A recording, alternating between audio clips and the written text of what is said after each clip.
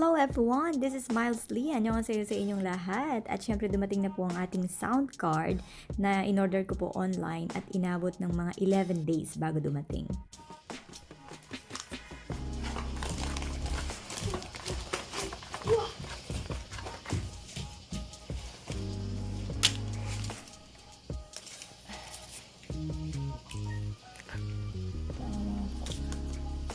Connectors. 1, 2, 3, 4 connectors. This is the Soundcard V8. Julia, will tissue 좀 주세요. Yes. Wet tissue, please. Wet tissue. Will tissue. Okay.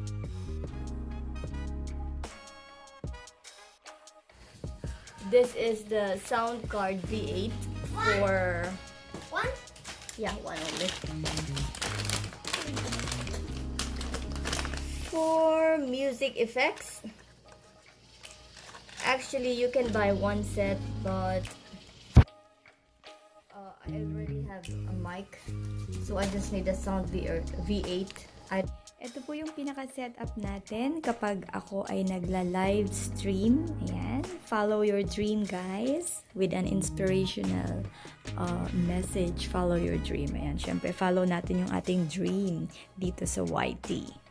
So, ito po yung setup ng ating Soundcard V8. Ito pong condenser mic ko, hindi siya compatible. Kasi yung pinaka-connector niya ay USB type. Ito, ipakita ko. So, USB type.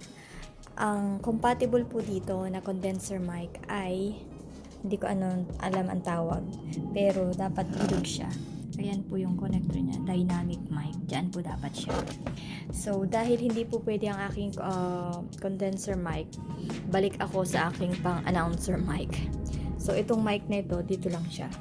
Dito siya naka-connect. Nasaan yun? Ayan. Ito siya. Nakalagay po dyan sa ilalim is mic.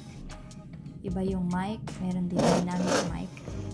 And then, of course, kailangan natin ng earphone para marinig mo yung boses mo and yun ding sound at the same time.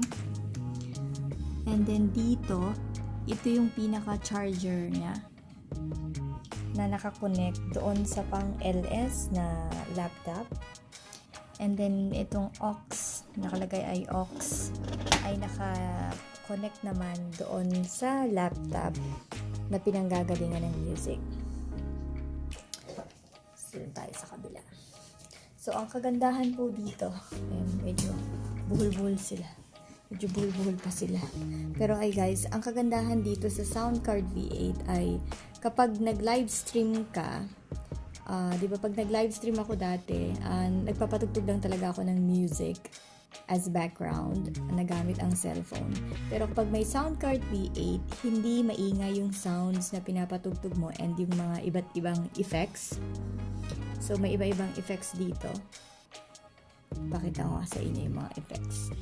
So, ikinunod ko muna guys yung speaker doon sa earphone. Pinalitan ko yung earphone and speaker para marinig nyo yung ilan sa mga sound effects na meron dito sa Soundcard V8. So, kapag nagpapatawa, may nakakatawa, ayan, ito pinag natin, of course. Ito yung aking pampalakpak. And then, yung aking pinapatugtog kapag wini-welcome ko yung aking mga bagong pasok. Napapa-party-party sila. Ayan, ito pa yung isang pang-party-party. Okay, so ito naman ay noong una hindi ko to ginagamit kasi akala ko hindi compatible yung ating pang-announcer na mic. Ito siya, pang-announcer na mic. Kasi kapag nagsasalita ako, parang galing sa ilalim ng lupa na, ano ba yun, yung parang kulong na kulong yung pinanggagalingan na parang may echo na hindi ko maintindihan kasi naka-up siyang ganyan. So, kailangan pala pag nagsasalita, nandito siya, nakaganyan siya, nakababa. And then, kapag kakanta, that's the time na itataas natin ito ng ganyan kasi nakakaganda ng boses. I mean, yung, ano tawag dito, yung parang may echo, yung para kang nasa Noribang. Basta maganda yung boses pag kumanta. Right. And then, dito naman kapag pinindot ito,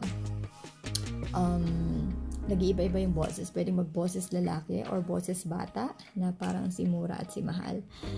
And then, ito yung dito yung control ng sound, yung background song na kung saan ang gagaling dun sa isang laptop.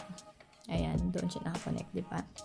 So, ito yung pang-control and then yung pang-control ng boses. And that's all guys. In lang yung pinaka-basic na alam ko sa Soundcard V8. And ang pinaka-importante sa akin dito is that kapag nagpapatugtog ako ng music or sound effects, hindi maingay sa bahay. So, hindi na ako mag-aalala na baka magalit yung kapitbahay na 11 PM na ang ingay ko pa. So, ako lang yung maingay. So, hindi na yung sound.